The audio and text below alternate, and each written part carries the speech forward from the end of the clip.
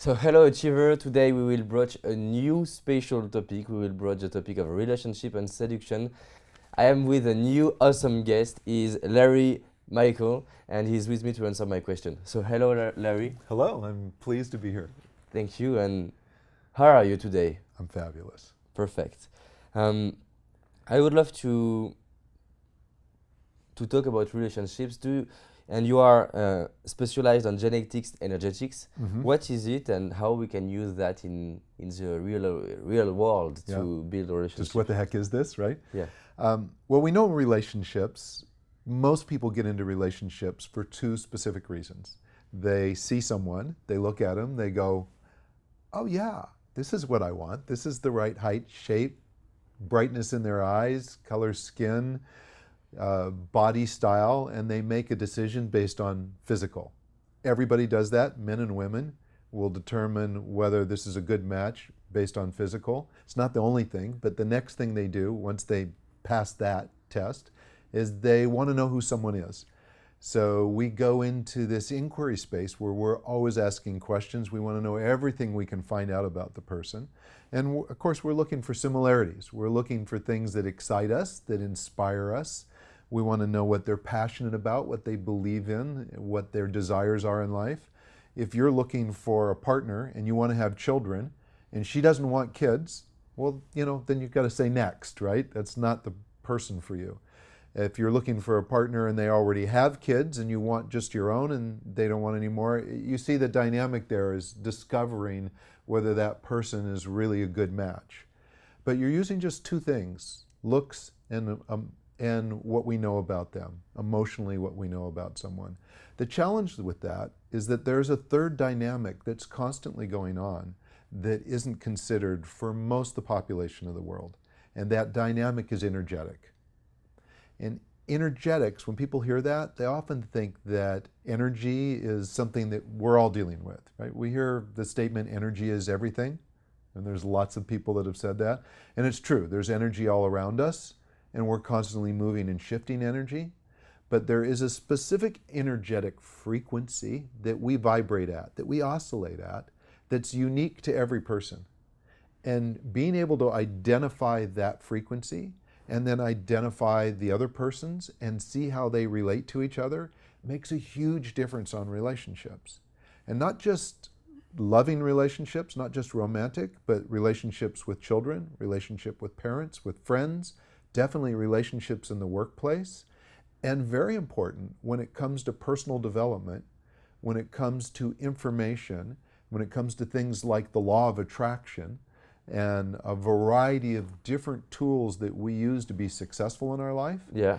If we're in a situation where we are energetically deprived of the support we need, then none of those things work. None of them work.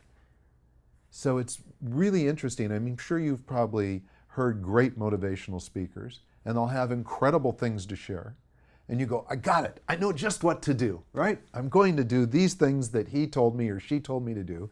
And you set out and you do them, and everything seems fine for a while, but then in your life you seem to still experience other things that conflict, other things that may deter you from your path. And instead of being able to identify what those are, we end up almost as in a setback, going back to where we were. And so understanding our energetics is a core fundamental thing that we must be able to do. So one, we can love ourselves fully, and two, we can encounter someone else and actually see them and appreciate them rather than create stories about why they did or did not do something the way we needed them to do it. Mm. And in relationships, what most people do is they size someone up, and we want, ideally we want someone to be like us, right?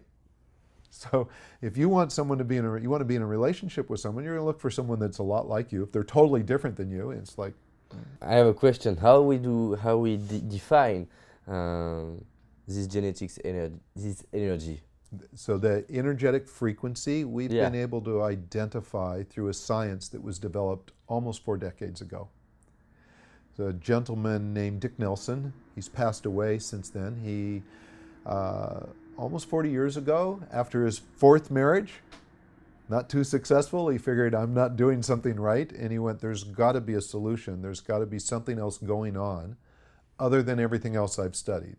And he studied all kinds of sciences. He was very big on compatibility systems. So he looked at, Enneagrams and Myers-Briggs and some of the early compatibility and personality assessment programs.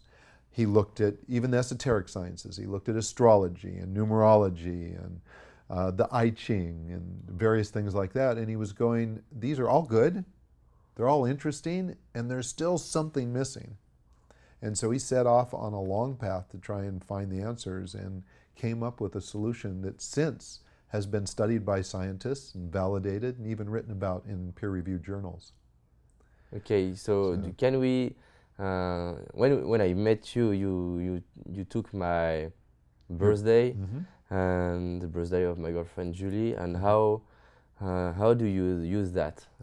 All right, so this is how it works. We access a very complex matrix of information with a birth date. So we use a birth date that has this go into our system, and it tells us, based on what we know of that date at that time, what your energetic frequencies are. And these are hard-coded. So here's the important part. It's like your blood type. It does not change. Where other energies can be moved and shifted around, this energy is like your blood type.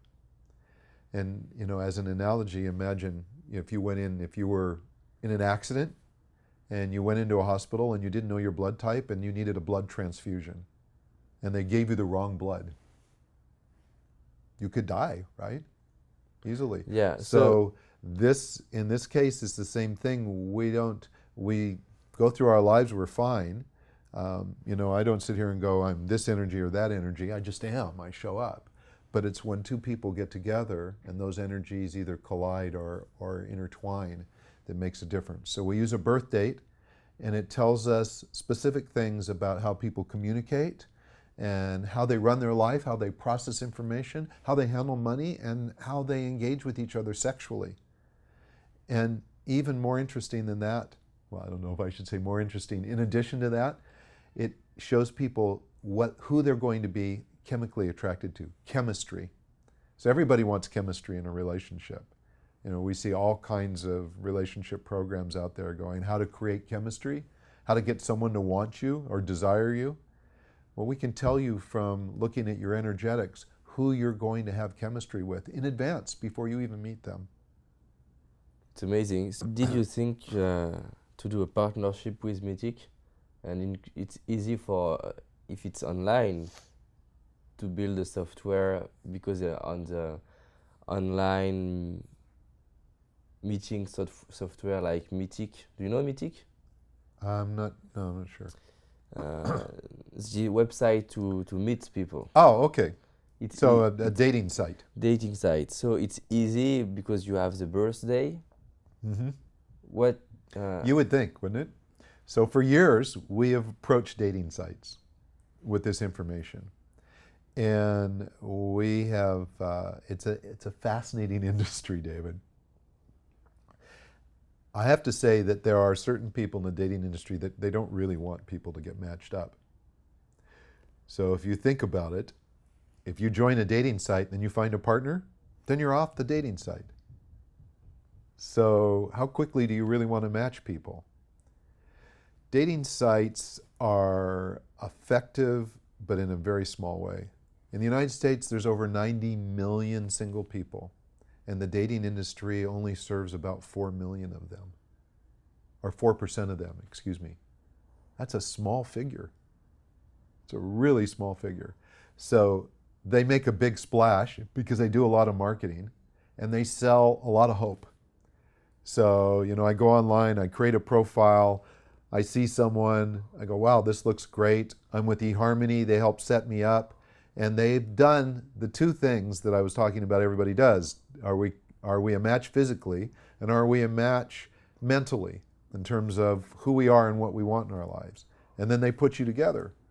Well, it's still kind of gambling at that point because you haven't looked at the energetics.